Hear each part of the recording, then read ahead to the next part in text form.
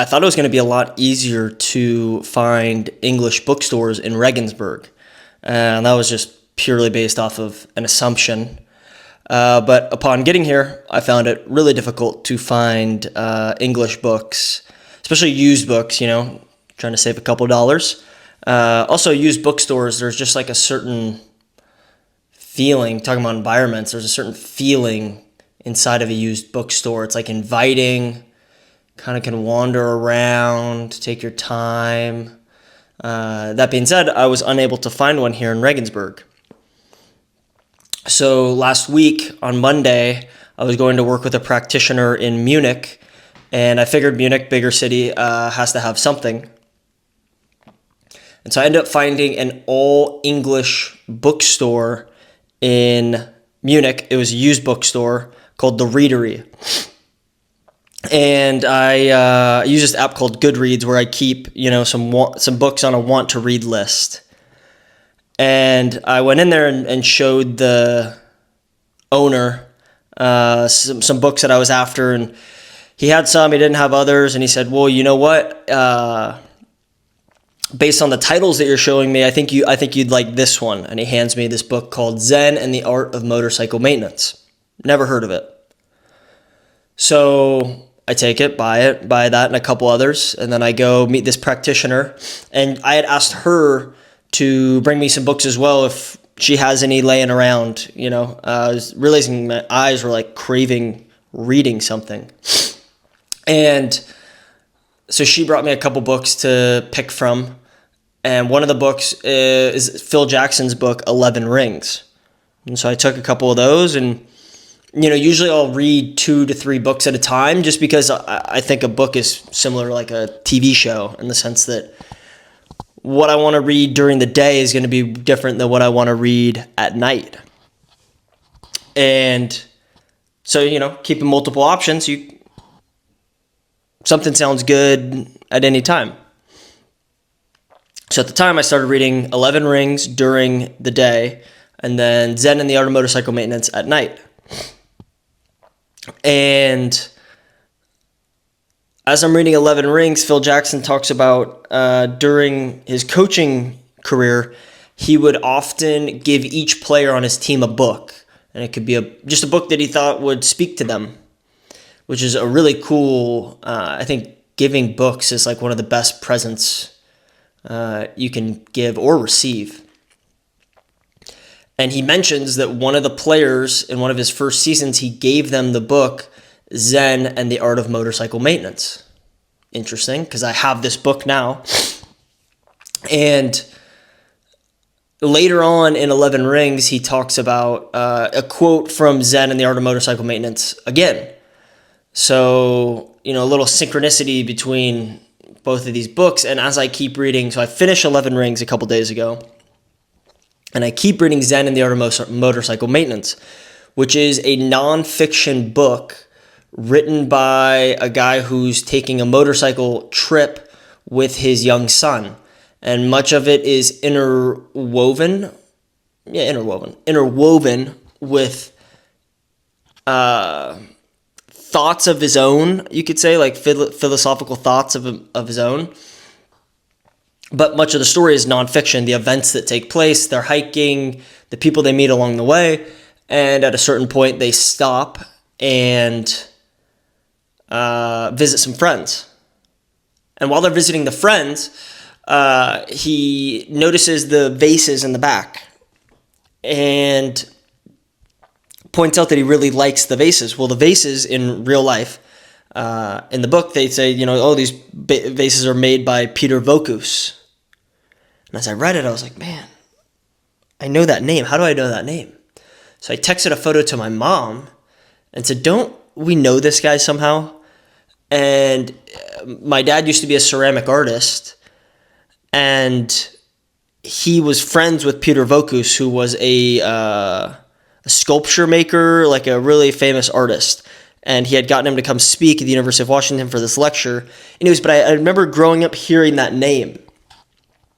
And so the synchronicity just kind of weaves in and out in terms of both of these books, 11 Rings and the Zen and the Art of Motorcycle Maintenance, were given to me by other people. They were not books that I had on my list. And then, as I probably had 6 or 7 books to choose from, I chose to read those two at the same time. And then in 11 Rings, it mentions Zen and the Art of Motorcycle Maintenance. Zen and the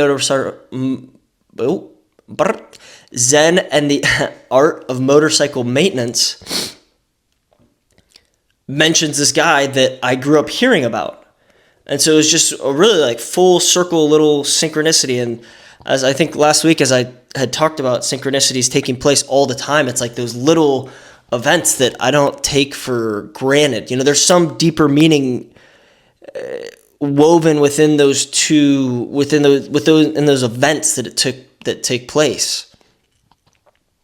And I just thought that was like a really cool occurrence, in the sense that I hadn't chosen either of those books. They were chosen for me by other people. The only thing I did was choose to read them at the same time, which allowed this synchronicity to take place and be right in front of me.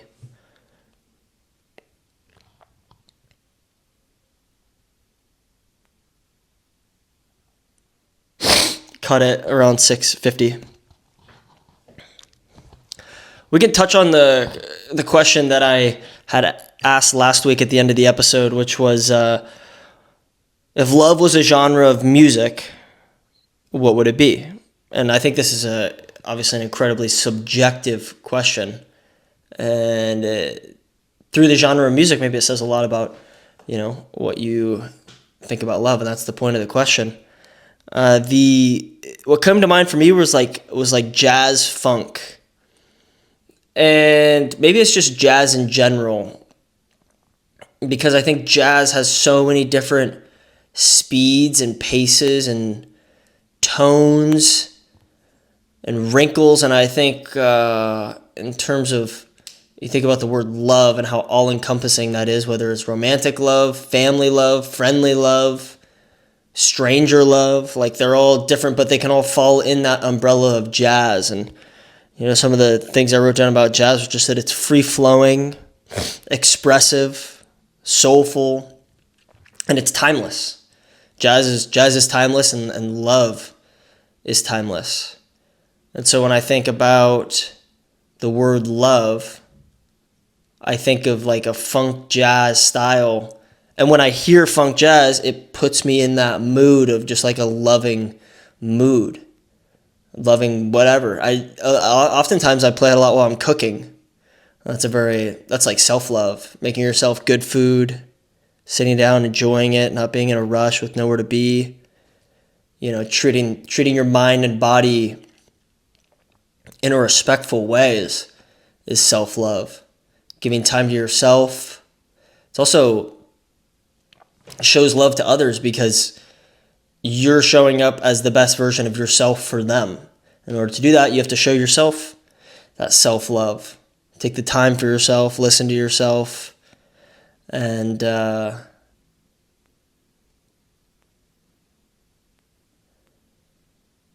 just be in tune with yourself in order to be the best version of yourself for others. Before we get to, the word that I chose for this week, which is one of my favorite words that I've found yet. We could take just a couple breaths. My nose, you can hear it. Maybe you can hear it. It's a little stuffy. The allergies out here in Regensburg, the worst. They are the worst I've ever come across. I can see the pollen floating all around the air right now at the window. Just floating around, filling up my nose. It's not fun. I've been drinking tea, taking allergy medicine.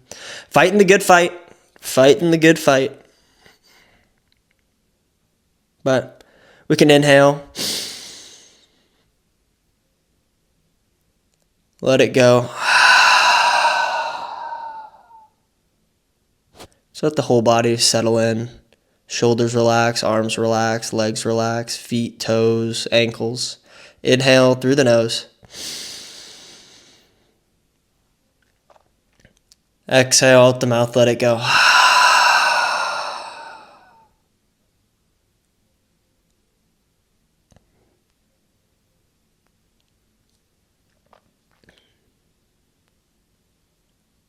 Okay.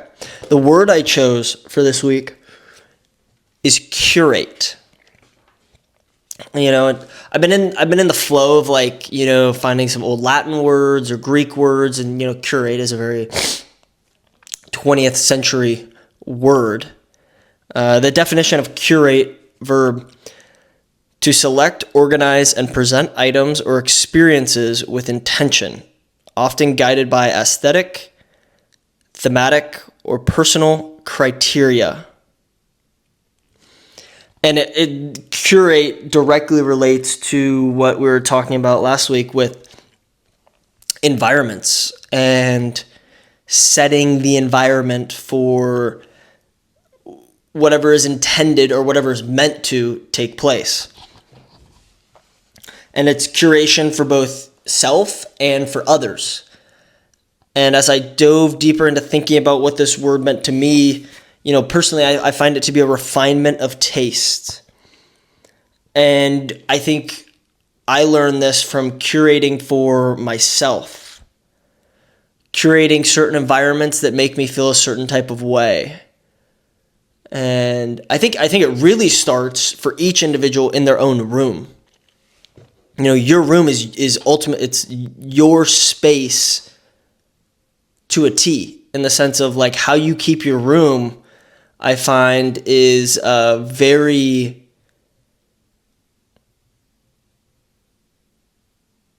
directional towards how you keep, kind of the environment of your life, in a sense. Do you keep it smelling good, clean, fresh sheets, maybe organized, or it's got its own little flow and intricacies to it? And it kind of it's an example of you in the finest sense, because it's where you spend the most time. And as I've, it's always been hard as I've traveled around to create environments that feel very homey, because you're getting sent to, shit, you can go to different apartments week after week after week, or a hotel, then so you don't get a lot of time to really create your room environment. And so being here a little longer, I have a couple plants. I talked about it last week. I'm gonna get some photos hung around here, just create that more homey vibe. But in terms of the room itself, I keep things pretty organized, pretty clean, and that's, I would say, a representation of myself, in terms of I pride myself on being organized and clean and well thought out, and always having some type of music playing, or the windows open for fresh air. Windows are closed right now because these allergies are crazy. But back to curation, it takes trust to allow others to curate for you, or to allow others to curate for me, because you're trusting their taste. And you can kind of get a read on someone's taste through, it's through the silent, the unspoken language, just observing, how do they dress? How do, if you can see their room, how do they keep their room? How do they keep their space? Not that they have to dress well, but it says something about their taste, what they're into, how they want to interact with themselves and the environment. What do they order at dinner? What do they like to eat? Super greasy, super clean, a lot, a little. Do they order dessert? No dessert. All these things go into their taste, and go into if you would trust them to curate an environment for you. Going over to maybe their house party, you have somewhat of an idea of how they would set it, and then you go and experience it, and maybe it's different. But I would from experience, feels like a lot of times it matches up with that unspoken language that you can observe about people. I don't have to agree with someone else's taste, but I can, respect it and be intrigued by it. I think that's the fun part, is we all have different tastes. Sometimes they overlap, sometimes they don't. And it's ooh, you like that, why? Okay, now I could see why. Okay. And then it goes even deeper into like someone's background, especially traveling around and seeing so many different cultures. It creates a certain level of understanding as to why some cultures, act like a different way because of their upbringing, not just because like they're from a certain place, but it's all those, versions of that person that they were up to that very point that you see them, that kind of allows you to, begin to understand, oh, they did this because of, their upbringing might have been this way, rather than just trying, it gets me out of the way of just like that initial judgment of someone, which maybe judgment is like a trait that can be impossible to get away from because, it's a survival instinct. Since we were hunting and gathering, it was like judging, is this food going to kill me or is it not? And now, now you just go out throughout the day and there's those subconscious judgments that you try to, narrow down. I find like those really subside, one, when I'm at peace with myself, and when I'm very present. Like if I'm at peace with myself, there's no judgment of the people around me. It's more like intrigue and questions. If I'm in a chaotic internal state, it's a lot of judgment projected outward, and that is obviously a reflection of my internal environment that I have going. And that's why, you have to take care of your internal environment first and foremost.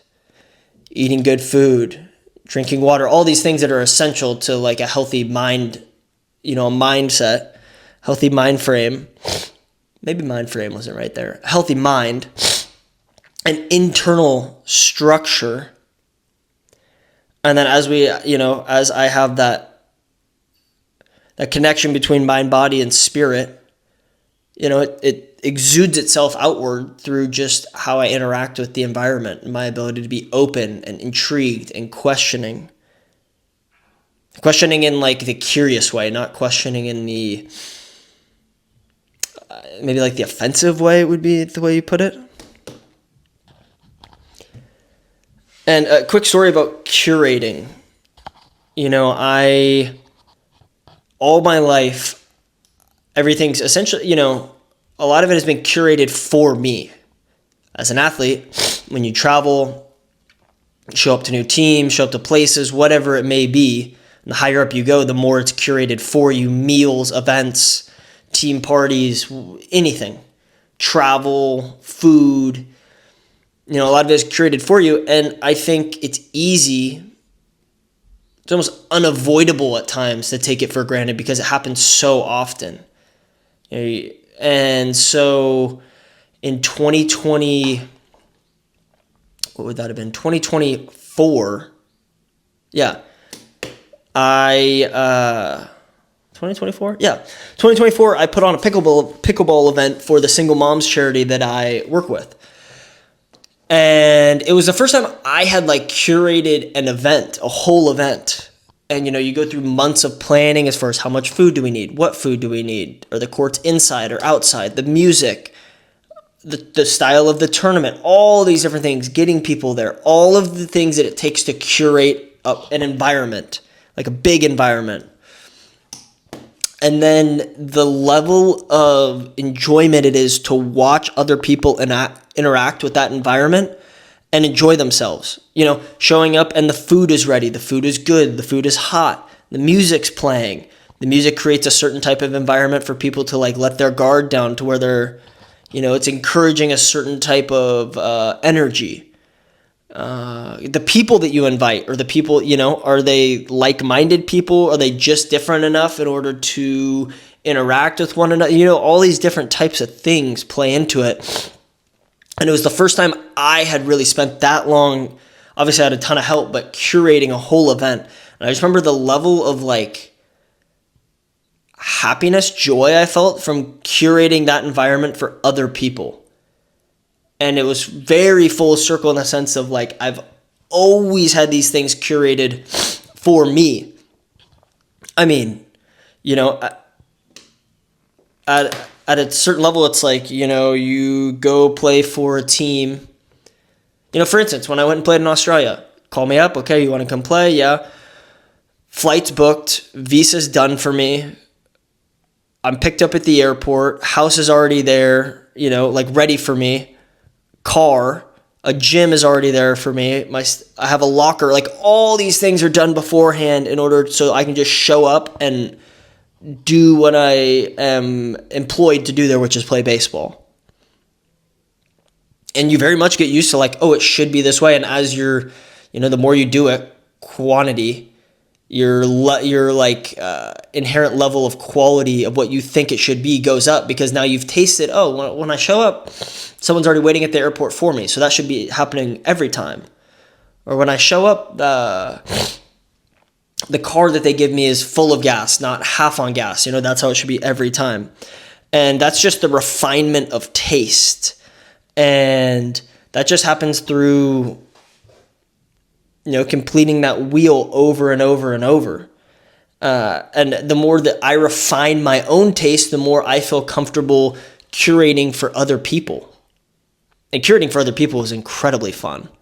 Whether it's a playlist, food, cooking for people, like a dinner party, all those different types of things. And it's all those little thoughts that go into. It doesn't even matter if you almost don't want the other people to even notice that it was done, because it flows so seamlessly with that environment. And it goes to, this vision that I have long term of how I want to work with people. It's very much about curating an environment where people don't even have to think about it, because it's already there. It's already right there, done for them. You're taking that totally out of the question. I think that's just so cool when you see that level of detail taken care of. It's a refinement of that. It's an example of a refinement of that person's taste. Their taste is so structured and clean and free flowing and of a high quality that they thought of all these little details, even if no one notices. And it's beautiful. That's the best. That's the best. And it takes a lot of trust, especially for me, who's someone that likes to curate for other people. I have to trust someone a lot to allow them to curate for me. And maybe that's something, that is something that I've been trying to work on, is like letting go of that inherent need for control of an environment and just trusting another person. Even if I have questions about, like, I don't know, I'm not all the way sure about something, but I trust this person, right? So if I trust this person, let me trust the environment that they want to curate, because that's showing love, both in the giving and the receiving. Curating for other people, you're showing them love, and those other people showing up and interacting with the environment that you've curated is receiving that love.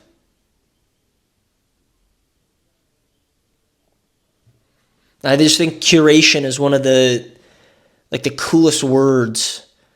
I think it's one of the coolest words I know. Being able, and such a great opportunity when someone allows you to curate for them. It's like, dang, that person really trusts me. Whatever environment that they're trusting you to curate. And I think it's a word that we will continue to touch on as, the weeks continue to flow. I think that'll, write that down. That'll be our question for the end of the episode as we near the end of this one. That brings me to my favorite observation from this week. And we came home we played about 2 hours away for our games this week on Friday and Saturday. And when we came home, it was dusk. And as we're crossing the final bridge to get back into town near the stadium, as I've mentioned before, the church is the highest point in the city, so you can see it from, miles away. And I look out the car window and I see the church, and the clouds are kind of dark up above, but there's light. You can see the light beams coming through little holes in the cloud like Swiss cheese. It was like holding a flashlight, behind a Swiss cheese. And you could see the beams of light coming down right over this church. And it was like, dang, man, that's God's light right there. I mean, wow, all I could do is just stare. Like, that's amazing.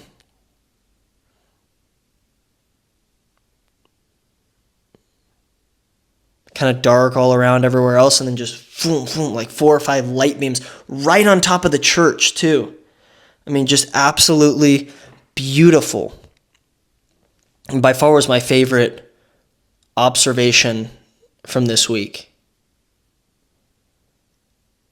It's incredible. And actually, you'll notice the image that I'll use to put on Instagram to promote the episode.